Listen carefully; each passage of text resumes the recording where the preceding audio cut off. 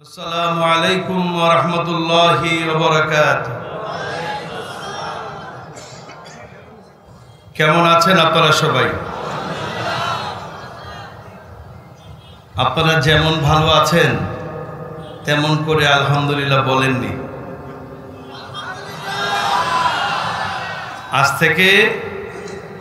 আজ থেকে 3 মাস আগে এইভাবে খোলা ময়দানে এত সহস্র লাখো জনতার উপস্থিতিতে কোরআনের মাহফিল হবে এবং সেই মাহফিল আমাদের মতো মানুষেরা উপস্থিত হবে, এটা কে কে স্বপ্ন দেখেছেন? কেউ দেখেন নাই? তাহলে সেই স্বপ্ন দেখেন নাই, কিন্তু সেই স্বপ্ন আল্লাহ বাস্তবায়ন করেছেন না? সে আল্লাহ শুকরিয়া আদায় করবেন না? তাহলে চিৎকার দিয়ে হৃদয়ের সকল মাধুরী মিশিয়ে সমস্বরে আল্লাহ শুকরিয়া আদায় করুন। আলহামদুলিল্লাহ, রব্বানা লাকাল হামদ হামদান কাসীরান তাইয়্যিবান মুবারাকান ফীহি। আমরা মাবুদের শুকরিয়া আদায় করে নিলাম যে মাবুদ একান্ত দয়া করে আমাদের মাথার উপর থেকে এক জগত্তল পাথর সরিয়ে দিয়েছেন। 1971 সালে মহান স্বাধীনতা যুদ্ধে আমাদের স্বাধীনতা অর্জন করতে লেগেছিল কয় মাস? ভুলে গেছেন আপনারা? কয় মাস? আর এই পাথর সরাতে লাগলো কয় মাস? জি, 17 বছর। 17টি বছর। 17 বছর পর আজকের এই স্বাধীনতা ভালো লাগে না? ভালো লাগে না? আলহামদুলিল্লাহ। আমরা যেটা কল্পনাও করিনি, আমরা এত দ্রুত এই স্বাধীনতা অর্জন করব ভাবতেও পারিনি। 17টি বছর বাংলার এই নমরুদ খুনি হাসিনাকে সরানোর জন্য বাংলাদেশের অগণিত আলেম ওলামাকে জীবন দিতে হয়েছে। অসংখ্য ছাত্র জনতাকে তারা শহীদ করেছে, অসংখ্য মানুষকে তারা পঙ্গু করেছে, অসংখ্য মায়ের বুক তারা খালি করে দিয়েছে। আজকের এই পবিত্র তাফসীরুল কোরআন মাহফিলে আমার বক্তব্যের শুরুতেই আমি আজকে গভীর শ্রদ্ধার সাথে স্মরণ করছি 2006 সালের 28শে অক্টোবর ফ্যাসিস্ট আওয়ামী লীগের সন্ত্রাসীদের দিয়ে রাজধানী ঢাকায় লগি বৈঠা দিয়ে পিটিয়ে, সাপের মতো পিটিয়ে যে সমস্ত মানুষকে হত্যা করা হয়েছিল, আমি সেই সব শহীদদেরকে আজকে গভীর শ্রদ্ধার সাথে স্মরণ করছি। একই সাথে 2010 সালের 22শে ফেব্রুয়ারি থেকে 25শে ফেব্রুয়ারি ঢাকার পিলখানায় বাংলাদেশের গর্ব, বাংলার সেনাবাহিনীর 57 জন অফিসারকে যেভাবে গুলি করে হত্যা করেছিল তার নিন্দা জানাচ্ছি এবং একই সাথে সেই শহীদদেরকে স্মরণ করছি। একইভাবে 2013 সালের 28শে ফেব্রুয়ারি বাংলাদেশের ইতিহাসের এক কলঙ্কিত দিন। এদিনে ওই ক্যাঙ্গারু ট্রাইব্যুনাল থেকে আল্লামা সাঈদীর বিরুদ্ধে অন্যায়ভাবে মিথ্যা ফাঁসির রায় দেওয়া হয়েছিল। সেই ফাঁসির রায়ের প্রতিবাদে সারা বাংলাদেশ যখন বিক্ষোভে ফেটে পড়েছিল, সেই বিক্ষোভরত কোরআন প্রেমিক, দেশপ্রেমিক জনতার বুকে খুনি হাসিনা গুলি করে 300 মানুষকে হত্যা করেছিল। তার মধ্যে এই চকরিয়া, এই পেকিয়ারও 8 থেকে 10 জন শহীদ আছেন। আমি সেই সব শহীদদেরকেও আজকে গভীর শ্রদ্ধার সাথে স্মরণ করছি। আমি আরো স্মরণ করছি 2013 সালের 5ই মে ঢাকার রাজপথ শাপলা চত্বরে বাংলাদেশের শ্রেষ্ঠ সন্তান আলেম সমাজ যখন নাস্তিকদের আস্ফালন চলছিল শাহবাগে, সেই শাহবাগের নাস্তিকদের বিরুদ্ধে ইসলামের সম্মান রক্ষার্থে যখন শাপলা চত্বরে অবস্থান নিয়েছিল, তখন খুনি হাসিনা গভীর রাতে গুলি করে সহস্র মানুষকে, সহস্র আলেমকে হত্যা করেছিল। আমি সেই সব শহীদদেরকে স্মরণ করছি। একই সাথে 2018 এবং 2024-এর ছাত্র জনতা যারা একটি বৈষম্য বিরোধী সমাজ এবং একটি বৈষম্য বিরোধী রাষ্ট্র গঠনের জন্য আন্দোলন করছিল, সেই সব ছাত্রদের বুকে গুলি করে ঢাকার রাজপথ বাংলাদেশ রক্তে রঞ্জিত করেছিল।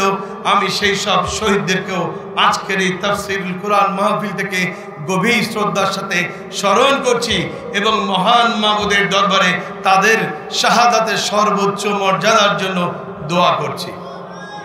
প্রিয় ভাইরা,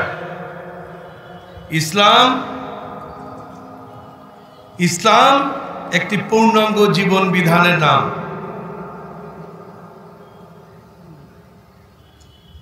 এবং ইসলাম আল্লাহর নিকট গ্রহণযোগ্য একমাত্র এবং মনোনীত এবং গ্রহণযোগ্য জীবন ব্যবস্থা। ঠিক না? আমরা জানি, ঠিক, আমরা সবাই জানি, কিন্তু কার্যত আমল করার ক্ষেত্রে এটা আমরা মানি না।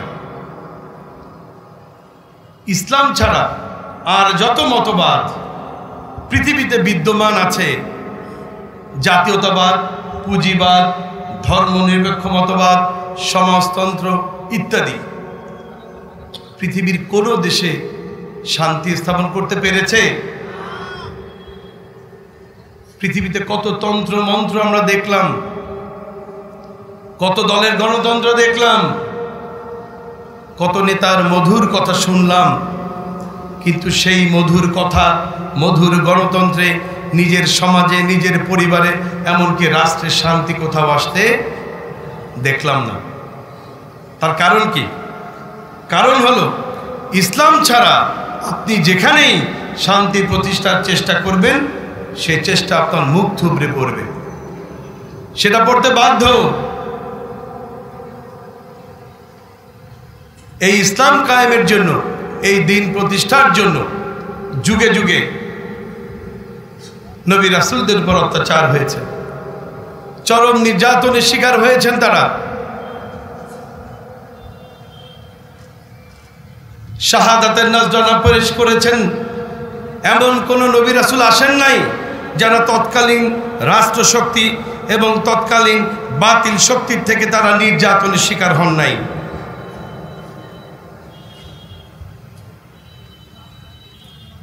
প্রিয় ভাইরা, বাংলাদেশে ইসলাম প্রতিষ্ঠার আন্দোলন করতে গিয়ে আমরা হারিয়েছি অসংখ্য উলামায়ে কেরাম, অসংখ্য কোরআন প্রেমিক, দেশপ্রেমিক জনতাকে। তার মধ্যে আমরা এই খুনি হাসিনার সরকারের আমলে হারিয়েছি পৃথিবীর বিখ্যাত আলেম সাবেক আমিরে জামাত মরহুম মাওলানা মতিউর রহমান নিজামীকে। তিনি 5টি বছর 3টি মন্ত্রণালয়ের দায়িত্ব পালন করেছিলেন। জানেন আপনারা? তিনি মন্ত্রণালয় চালাতে গিয়ে দুর্নীতি করেছেন, এই তথ্য কার কার কাছে আছে? কারো কাছে নাই? আলী হাসান মোহাম্মদ মুজাহিদ সাহেব শহীদ, তিনি 2টি মন্ত্রণালয়ের দায়িত্বে ছিলেন। তিনি মন্ত্রণালয় চালাতে গিয়ে দুর্নীতি করেছেন, এই তথ্য কার কাছে আছে? আল্লামা সাঈদী এমপি ছিলেন 10 বছর, তিনি দুর্নীতি করেছেন, এই তথ্য তো নিশ্চয়ই আছে। এটাও নাই, তাহলে তারা দুর্নীতি করলেন না কেন?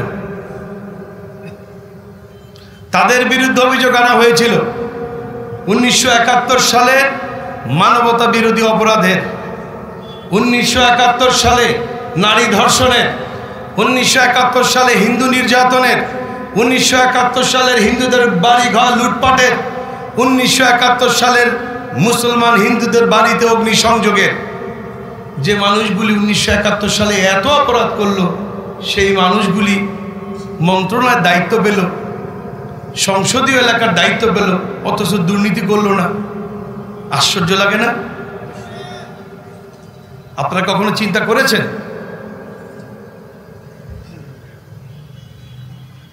আল্লামা সাঈদীর ব্যাপারে অভিযোগ আনা হয়েছিল 1971 সালে তিনি নাকি 200 নারীকে ধর্ষণ করেছেন।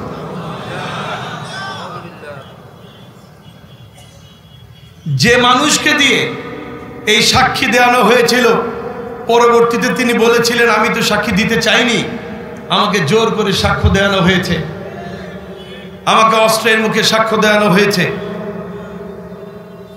তারা পরিকল্পিতভাবে চেয়েছিল বাংলাদেশ থেকে ইসলামকে নিশ্চিহ্ন করে দেওয়ার জন্য, বাংলাদেশ থেকে ইসলামী আন্দোলনকে নিশ্চিহ্ন করার জন্য। তারা ভেবেছিল ইসলামী আন্দোলনের 2-4 জন নেতাকর্মীকে ফাঁসিতে ঝুলাতে পারলেই হয়তো বাংলাদেশ থেকে ইসলামী আন্দোলন নিশ্চিহ্ন হয়ে যাবে। ইসলামী আন্দোলন নিশ্চিহ্ন হয়েছে? তারা বাংলাদেশ জামাত ইসলামীকে 2024 সালের 1 আগস্ট নিষিদ্ধ করেছিল। জামাত নিষিদ্ধ হয়েছে? বরং আল্লাহ তাআলা বাংলাদেশ থেকে মাত্র 4 দিনের ব্যবধানে ওদেরকে বাংলাদেশ থেকে নিষিদ্ধ করে দিয়েছেন।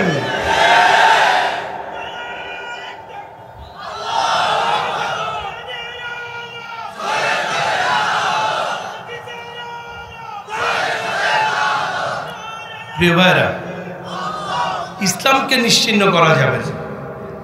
ইসলামকে নিশ্চিহ্ন করতে যে বা যারা, যে যুগে যে বা যারা এসেছেন, আল্লাহ তাদেরকেই নিশ্চিহ্ন করে দিয়েছেন। বাংলাদেশে এখন এমন একজন লোক সাহসী খুঁজে পাওয়া যায় না। আজ থেকে 3 মাস আগে যাদের দুর্দণ্ড প্রতাপে মানুষ টিকতে পারেনি, একটা ওয়ার্ডের কর্মী, তার যন্ত্রণায় মানুষ টিকতে পারেনি। সেই মানুষ, সেই সাহসী মানুষগুলি আজকে কোথায়? কোথায়?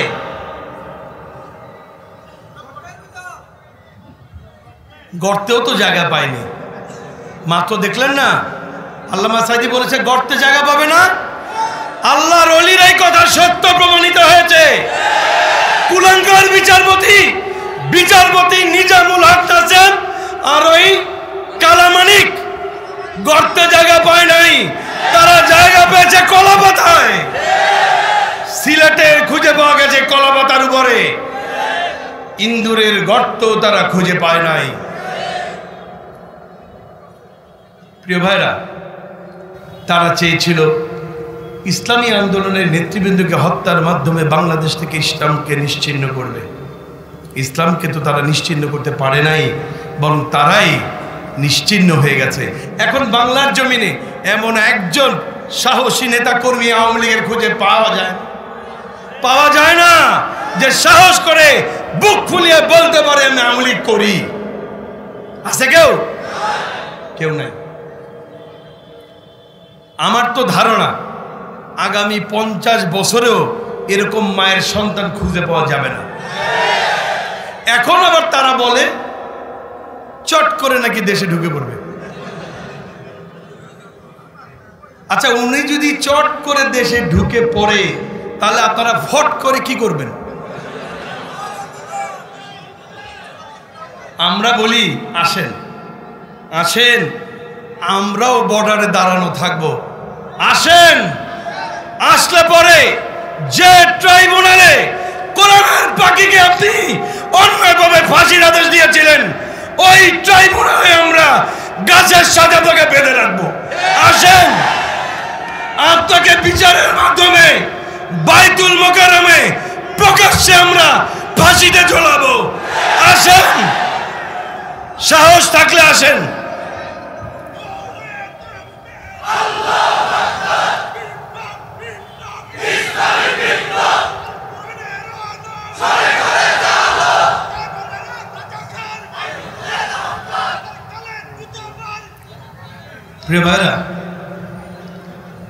প্রিয় ভাইরা, বাংলাদেশে এখন ছাত্রলীগ নিষিদ্ধ। কে করেছে?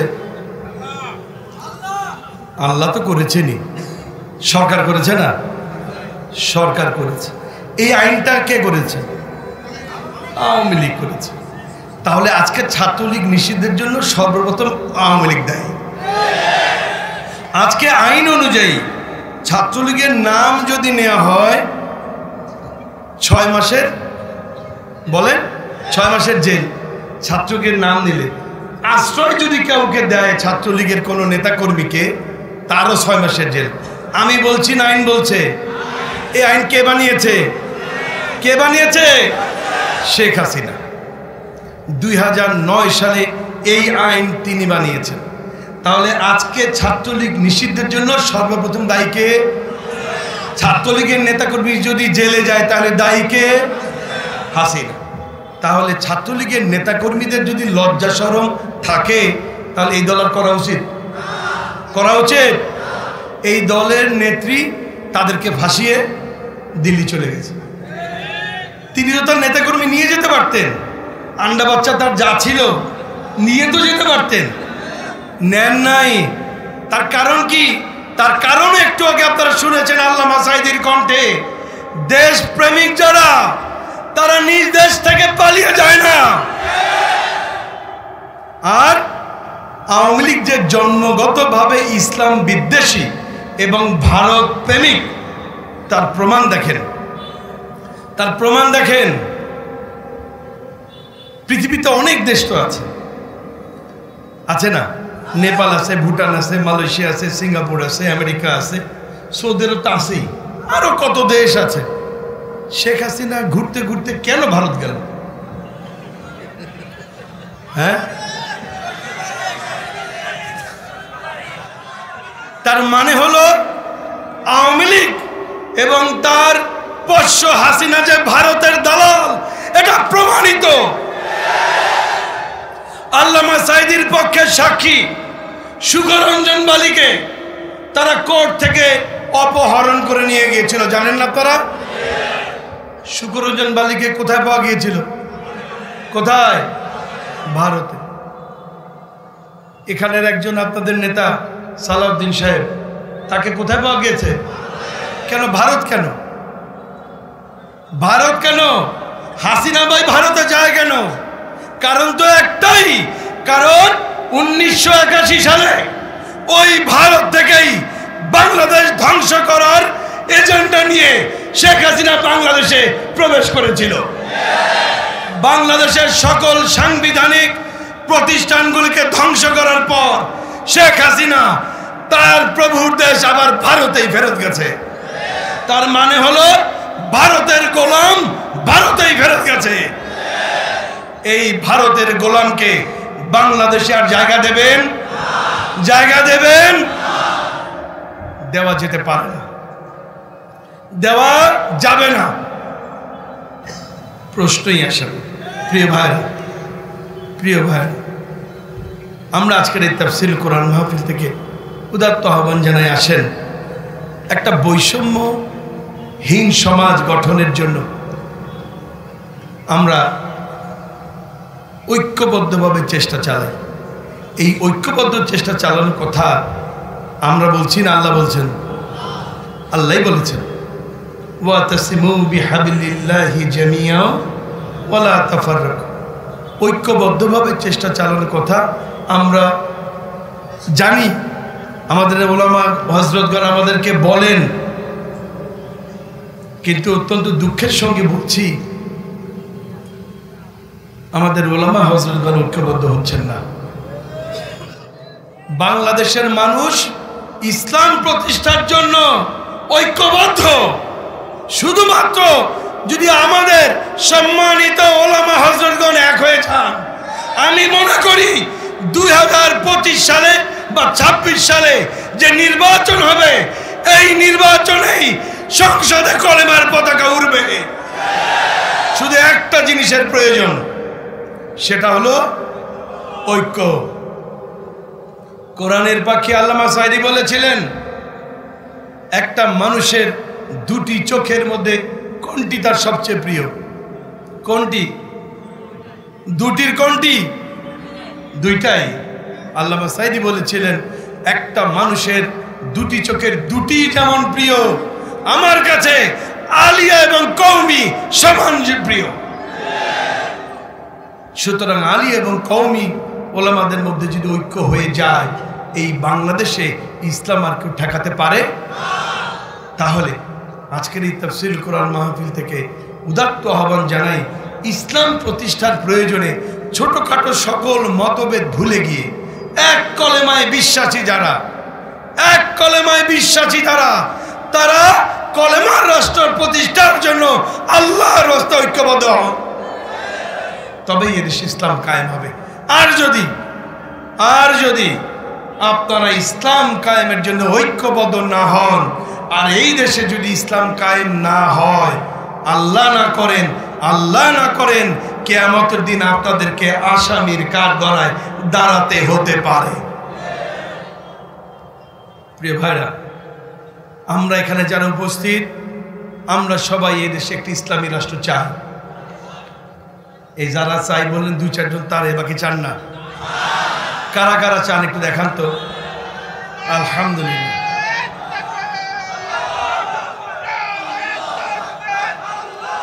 এখন এই ইসলাম যে আপনারা চান, ইসলামী রাষ্ট্র প্রতিষ্ঠা হোক, এটা যে আপনারা চান, এই রাষ্ট্র কিভাবে প্রতিষ্ঠিত হবে? কিভাবে?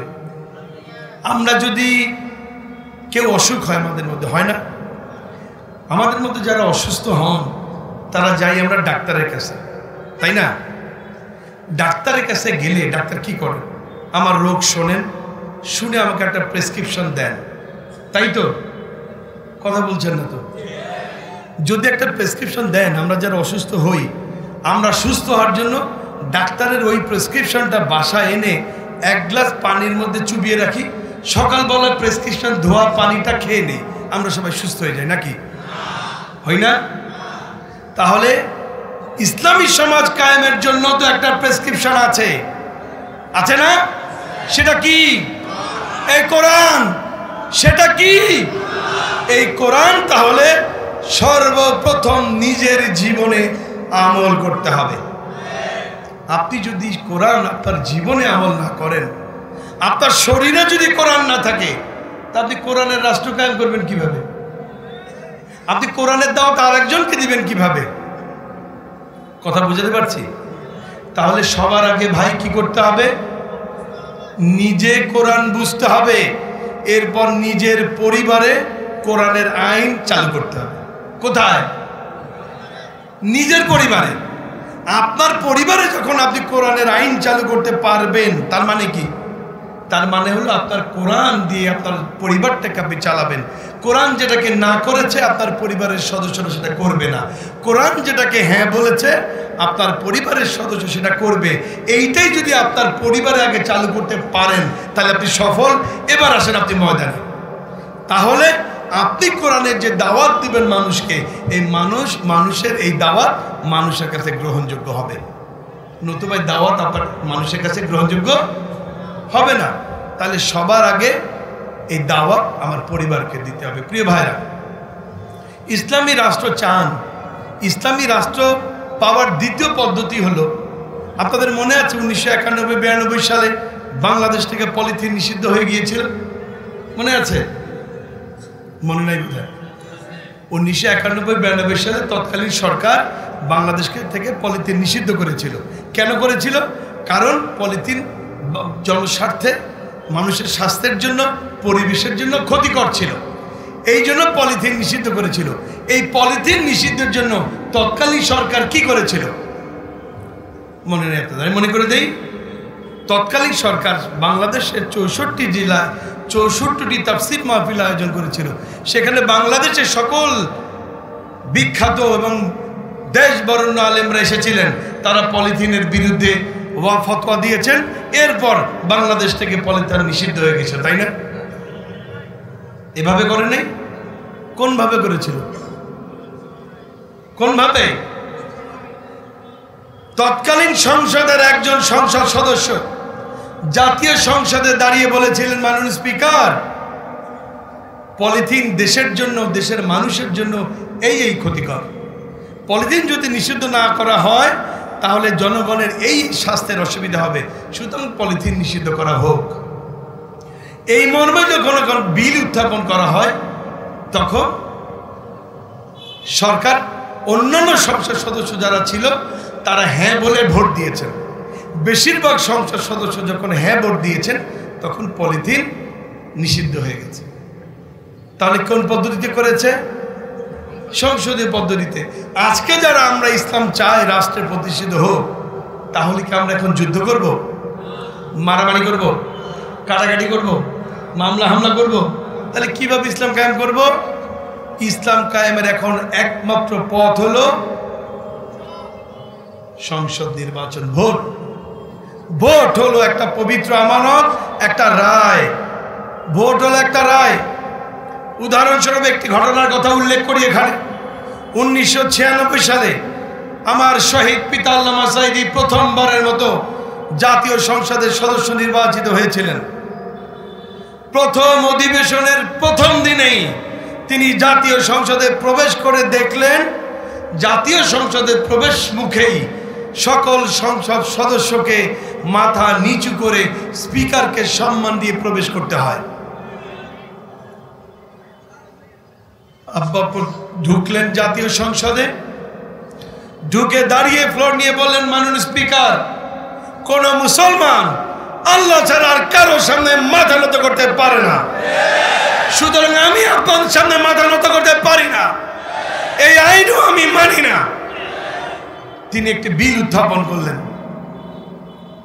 সেই বিল মুসলমান সংসদ সদস্যরা সমর্থন করলেন। সেই সমর্থনের পর আলহামদুলিল্লাহ বাংলাদেশ থেকে ওই দিন থেকেই জাতীয় সংসদ থেকে এই শিরকি প্রথা জুতা দিয়ে পিটিয়ে বের করে দেওয়া হয়েছিল। আজকে আর সেই শিরকি প্রথা নাই। তাহলে জাতীয় সংসদে আল্লামা সাঈদীর মতো পাঠালে এই ধরনের নেক কাজ করা, শিরক বিতরণের কাজ করা সম্ভব, ঠিক না? তাহলে আজকে যদি আমরা ইসলামী রাষ্ট্র কায়েম করতে চাই, এই রকম মানুষগুলি সংসদে পাঠাতে হবে। আপনার এলাকায় এরকম মানুষ আছে না? নাই? আছে। আমার কাছেও আমার একজন পরিচিত আছে। তার নাম বলবো? এখানে বসা আছেন, আমার ভাই বসা আছেন এখানে। তিনি যে এখানে বক্তব্য রেখেছেন, বলেন আর কোন দলের কোন নেতা কোরআন এবং হাদিস দিয়ে এত রেফারেন্স দিয়ে জাতীয় সংসদে কথা বলতে পারবে? কোন দলের আছে? তাহলে তাকে চান না? তিনি পরীক্ষিত। তার ব্যাপারে দুর্নীতির কোনো অভিযোগ আছে? সন্ত্রাসীর, চাঁদাবাজির, মিথ্যা মামলা দেওয়ার? তাহলে এমন রেখে আর যাবেন কোথায়? তাহলে কি আমরা আজকে ওয়াদা করতে পারবো যে জাতীয় সংসদে আল্লামা সাঈদীর সহকর্মী যারা ছিল তাদেরকে আমরা বেশি বেশি করে পাঠিয়ে আল্লাহর দ্বীন এই জমিনে প্রতিষ্ঠা করব? এই ওয়াদা কি করতে পারবো? একটু দেখান আল্লাহকে।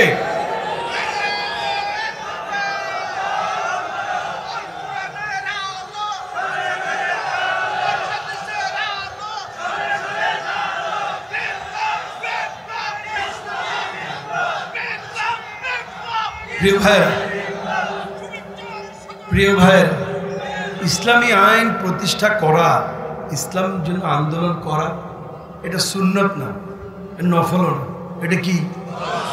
ফরজে আইন। এটা ফরজে আইন, ফরজ শুধু না।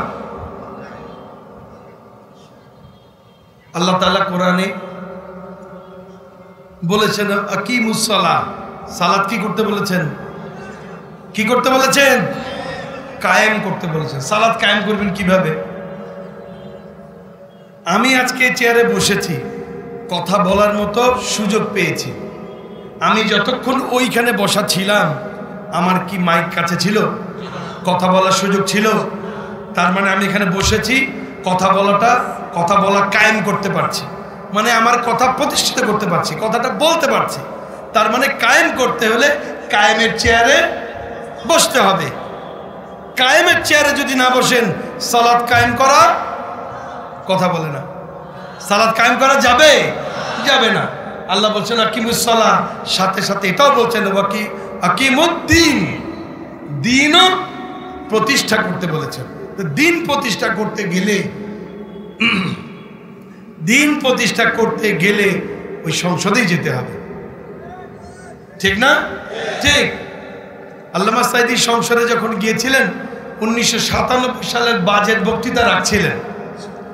বাজেট বক্তব্য দিতে গিয়ে তিনি কোরআন এবং হাদিস দিয়ে ইসলামী অর্থনীতি ব্যবস্থা কেন চালু করতে হবে, জাকাত ভিত্তিক অর্থনীতি ব্যবস্থা কেন চালু করতে হবে, সুদ ভিত্তিক অর্থনীতি ব্যবস্থা কেন এদেশ থেকে ঝাঁটা মেরে দূর করতে হবে, সেই আলোচনা করছিলেন। তৎকালীন স্পিকার বললেন, আল্লামা সাঈদী মাননীয় সংসদ সদস্য, আপনি তো জাতীয় সংসদকে তাফসির মাহফিলের মাঠ বানিয়ে ফেলেছেন। আমার আব্বা বলেছিলেন তখন, মাননীয় স্পিকার, তাফসির করার আসল মাঠ তো এটাই, আমি তো এখানেই তাফসির করব, আমি তো এখানেই তাফসির করার জন্য এসেছি। তাহলে ওই ময়দানে তাফসির করার জন্য আপনারা যত বেশি লোক পাঠাতে পারবেন, দিন তত দ্রুত প্রতিষ্ঠিত হবে ইনশাআল্লাহ। জাতীয় সংসদে মোট 300 সংসদ সদস্য, এর মধ্যে 50 জন সংরক্ষিত মহিলা আসনে আর 300 জন পুরুষ সরাসরি ভোটে নির্বাচিত হন। এই 300 জন সংসদ সদস্যের মধ্যে 151 জন যেদিকে পাল্লা ভারী থাকে অথবা যে দলের থাকে তারাই সরকার গঠন করে। এখন আপনারা বলেন, যদি এদেশে ইসলাম কায়েম না হয়, একটা ইসলামী সরকার প্রতিষ্ঠিত করার না যায়, দায়ীকে? কারা? একটু খারাপ লাগতেছে না বলতে? খারাপ লাগে না? আবার না বলে খারাপ লাগে? আল্লাহর কাছে জবাব দিতে পারবেন? বিশ্বাস করেন, আল্লাহ তাআলা একবারও বলবেন না তুমি বাংলাদেশে ইসলাম প্রতিষ্ঠা না করে কেন এসেছো, এই প্রশ্ন জিজ্ঞাসিত হবে না। বরং আপনাকে 1000 বার জিজ্ঞেস করা হবে ইসলাম প্রতিষ্ঠার জন্য তুমি চেষ্টা করেছো কিনা। বুঝতে পেরেছেন? আপনার এই ভোটটা হলো সেই চেষ্টা। আপনার এই ভোট কি? চেষ্টা। আরে ভাই, এখানে আপনারা যারা উপস্থিত আছেন, বলেন আপনাদের এই যে গায়ের জামাটা, পাঞ্জাবিটা পরেছেন, একটা পাঞ্জাবি জামা কয়দিন পরেন আপনারা? কয়দিন পরেন? একদিন, 2 দিন? না না, একাধারে 3 দিন না। ধর ব্যবহার করছেন, ধুয়ে পড়ছেন, ব্যবহার করছেন, ধুয়ে পড়ছেন, এভাবে কয়দিন? 1 মাস, 2 মাস, 6 মাস, 9 মাস, 1 বছর, 2 বছর, 5 বছর, এর বেশি তো একটা জামা পরেন না, ফেলে দেন না? তাহলে এত দল দেখলেন, এত সেরা খেতা দেখলেন, এত দুর্নীতি দেখলেন, তারপরে নতুন কোন দল দেখবেন না? তাও যদি না দেখেন আর তাও যদি না বোঝেন, কিয়ামতের দিন আল্লাহর কাছে জবাব দেওয়ার জন্য প্রস্তুত থাকবেন। কথা বুঝতে পারছেন? আমরা পরিবর্তন করি সব, কিন্তু ভোট দেওয়ার ক্ষেত্রে গিয়ে আমরা কেন যেন সব খেয়ে হারায় ফেলি। একটা ছাগলের দামও বোধ হয় 10-15 হাজার টাকা নিচে এখন পাওয়া যায় না, কিন্তু একটা মানুষ সৃষ্টির সেরা একটা মানুষ ভোটের আগে 300, 500, 1000 টাকায় ছাগলের থেকে কম দামে বিক্রি হয়ে যায়। ভাই, ইমানটা বিক্রি করে দিয়েন না, নিজেকে ছাগলের নিচে নামায়েন না। এইটুকুন বিশ্বাস রাখেন, ইমান রাখেন, কিয়ামতের দিন আপনার এই একটি ভোটের জন্য, আল্লাহ না করেন, এই একটি ভোটের জন্য আপনাকে জাহান্নামের ফায়সালা হয়ে যেতে পারে। একটি ভোটের জন্য। কারণ বলতে পারেন যে একটা ভোট দিয়ে জাহান্নামে যাব, কেমন কথা বললেন আপনি এটা?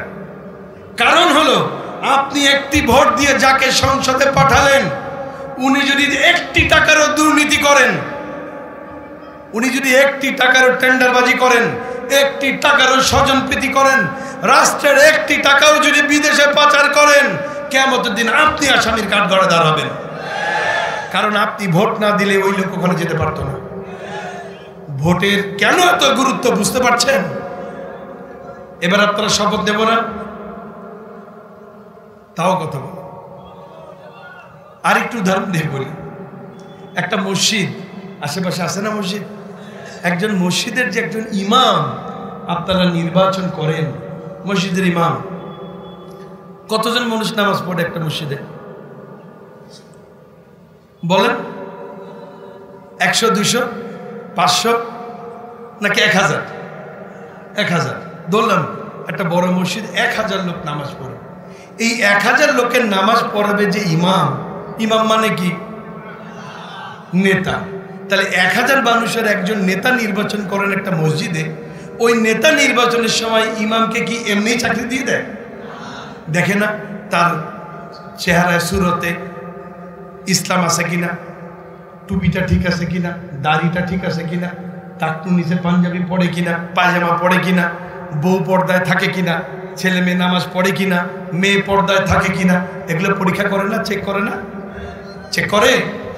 তাহলে 1000 মানুষের একজন ইমাম যিনি নামাজ পড়াবেন, তাকে যদি এত চেক করেন, তাহলে চকরিয়া পেকুয়ার 5 লক্ষ মানুষের ইমাম যিনি হবে, তার ইমাম চেক করবেন না? প্রিয় ভাইরা, আমার কথার মূল উদ্দেশ্য একটাই, সেটা হলো এই, আমাদের নেতারা, কোরআনের পাখি আল্লামা সাঈদী সহ সকল শহীদ তাদের জীবন, তাদের যৌবন, তাদের অর্থ, জান, মাল সবকিছু কোরবান করেছিলেন বাংলাদেশে একটি কল্যাণময় ইসলামী রাষ্ট্র প্রতিষ্ঠার জন্য। আর আপনারা এখানে উপস্থিত হয়েছেন, সবাই বলছেন আপনারা আল্লামা সাঈদীকে ভালোবাসেন। ভালোবাসেন না? এই 10 জন সবাই।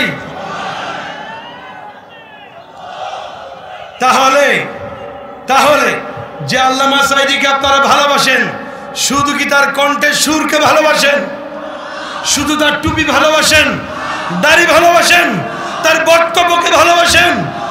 তাহলে তিনি যে দল করেছেন সেই দলটাকে ভালোবাসবেন না? তিনি যে দলের মাধ্যমে বাংলাদেশে ইসলাম কায়েম করতে চেয়েছিলেন, সেই দলে অংশগ্রহণ করবেন না? যদি তা না করেন, তাহলে এই ভালোবাসাটা শুধু মুখের ভালোবাসা হবে, মনের ভালোবাসা হবে না। যে ভাইরা, আল্লাহ তাআলা একটি সুন্দর পরিবেশ আমাদেরকে তৈরি করে দিয়েছেন এই দেশে এখন ইসলাম কায়েমের জন্য। এই পরিবেশটুকু যদি আমরা কাজে লাগাতে না পারি, এই পরিবেশেও যদি আমরা দিনের দাওয়াত ঘরে ঘরে পৌঁছাতে না পারি, এই পরিবেশকেও কাজে লাগিয়ে যদি আমরা জাতীয় সংসদে শত যোগ্য লোক বেশি করে না পাঠাতে পারি, আল্লাহ না করেন আমাদের প্রত্যেককেই কিন্তু আসামির কাঠ গড়ে দাঁড়াতে হতে পারে। আমরা তা চাই না, আমরা তা চাই না। আমি আমার কথা শেষের দিকে আসছি। আমরা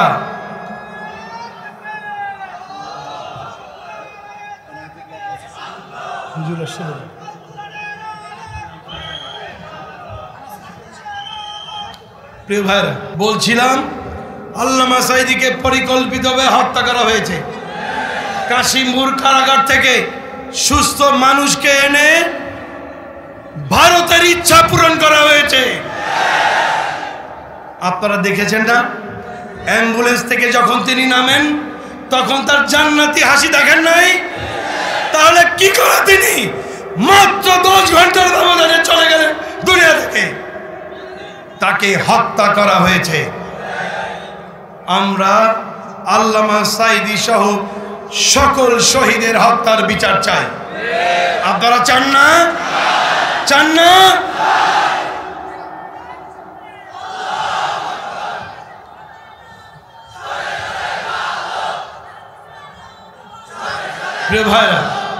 প্রিয় ভাইরা, আমরা সকল শহীদের হত্যার বিচার চাই। বিচার চাই কিভাবে? আমরা কোনো মারামারি, কাটাকাটি, হানাহানিতে বিশ্বাস করি না। আমরা কোনো মামলা মোকদ্দমা বিশ্বাস করি না। আমরা আমাদের সকল শহীদের অবশ্যই খুনের বদলা নেব।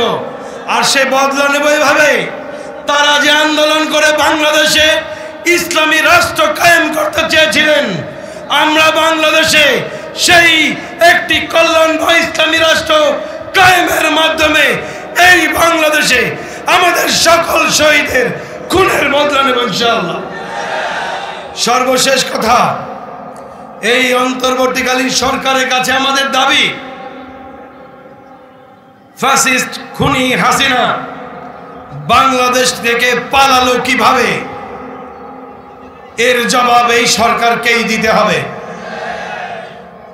এবং এই সরকারকেই ভারত থেকে শেখ হাসিনাকে বাংলাদেশে ধরে নিয়ে আসতে হবে। শুধু ধরে আনলেই হবে না, এই ট্রাইব্যুনালেই শেখ হাসিনাকে সকল আলেমকে যেভাবে অন্যায়ভাবে ফাঁসির আদেশ দিয়েছিল, এই ট্রাইব্যুনাল থেকেই শেখ হাসিনাকে ফাঁসির আদেশ দিয়ে বাইতুল মোকাররমে প্রকাশ্যে ফাঁসি দিতে হবে। আপনারা চান না?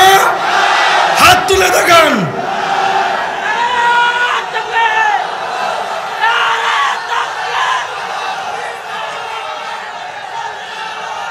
প্রিয় ভাইরা,